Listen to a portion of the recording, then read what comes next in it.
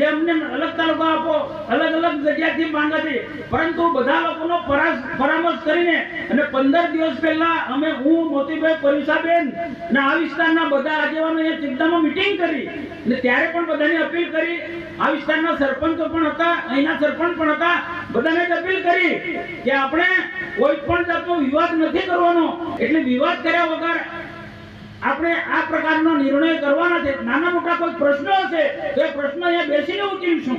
નવો તાલુકામાં તકલીફ તો પડશે જ, પણ નાના મોટા કોઈ પણ પ્રશ્ન હોય તેના માટે અમે બેઠા છીએ, પ્રશ્નો ઉકેલીશું। પણ એનું મોટું સ્વરૂપ આપવાની કોઈ જરૂર નથી। સરકારે આપણને જબરજસ્ત મોટી ભેટ આપી છે। સરકારનો ઉદ્દેશ્ય પણ ખૂબ સારો છે અને આવનારા દિવસોમાં સરકાર સાથે રહીશું, સરકાર ને સમજીને ચાલીશું તો આના નવા તાલુકાને આપણને ખૂબ મોટો ફાયદો થવાનો છે। બાકી સરકાર સાથે હું કોઈ ડરવાની વાત નથી કરતો, મારા અનુભવ કહું છું। સરકાર સાથે સંઘર્ષમાં આવીશું તો આપણને નુકસાન છે। સરકારનો ઉદ્દેશ્ય ખૂબ સારો છે કે આદિવાસીઓનો સર્વાંગી વિકાસ થાય। આ ઉદ્દેશ્ય સાથે નવો તાલુકો બને છે ત્યારે અનેક મોટા પ્રશ્નો આવશે, તો એ પ્રશ્નોને આપણે રાજકીય સ્વરૂપ આપવાનું નથી।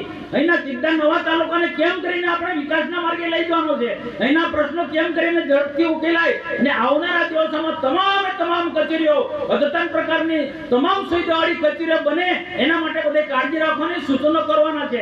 તો આ પ્રસંગે હું ફરીને આપણા મંત્રીશ્રીનો ખૂબ ખૂબ આભાર માનું છું।